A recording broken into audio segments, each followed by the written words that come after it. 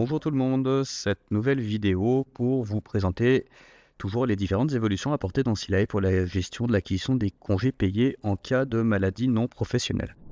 Dans cet exemple-là, nous allons vous montrer le traitement opéré par le programme pour le cas d'un salarié absent partiellement sur le mois pour motif de maladie non professionnelle et pour lequel nous appliquons les dispositions de la nouvelle loi d'ADU, soit parce que la convention collective applicable aux salariés ne prévoit pas de dispositions plus favorables, soit parce que celles-ci sont épuisées. Pour cet exemple-là, je vous ai créé une nouvelle situation donc avec ce salarié qui est rattaché à la convention collective des hôtels, cafés, restaurants. Donc c'est une convention collective qui ne prévoit aucune disposition conventionnelle. Le cas sera assez simple puisque nous n'aurons pas de comparatif à faire entre la loi et la convention collective. Donc nous nous retrouvons dans la situation avec un salarié absent du 7 au 20 juin 2024, donc absent pour 14 jours calendaires. Ici, nous retrouvons toujours nos commentaires concernant l'information obligatoire aux salariés.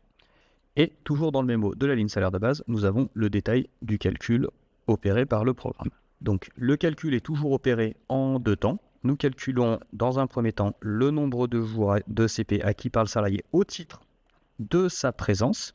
On notera ici que dans la mesure où nous appliquons systématiquement la loi, nous avons notre calcul de franchise qui trouve à s'appliquer. Donc notre absence fait 14 jours calendaires, du 7 au 20 juin 2024. Nous appliquons une franchise de 2 jours que nous assimilons à temps de travail effectif pour l'acquisition des congés payés. C'est-à-dire que de notre absence de 14 jours calendaires, nous allons finalement considérer qu'il s'agit d'une absence uniquement de 12 jours.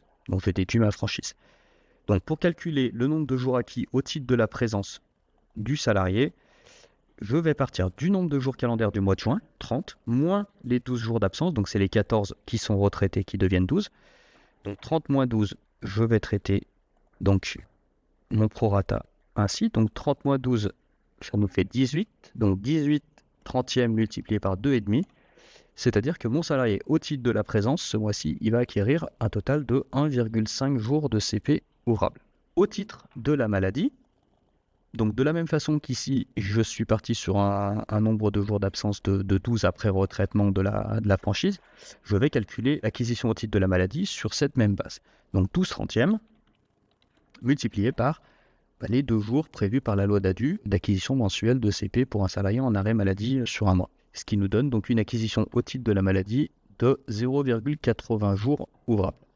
Ce qui nous donne pour le salarié une acquisition pour le mois de juin de 1,5 jours acquis au titre de sa présence plus 0,80 jours acquis au titre de la maladie, soit un total de 2,30 jours ouvrables pour le mois de juin. Donc ces 0,80 jours acquis au titre de la maladie, c'est ceux que vous allez retrouver ici. On informe uniquement le salarié du nombre de jours acquis au titre de la maladie. Et donc ce compteur de 2,30, c'est effectivement ce que vous retrouvez dans le compteur CPN. Donc voilà pour cette explication, donc pour un salarié pour lequel nous appliquons uniquement le traitement selon la loi d'ADU.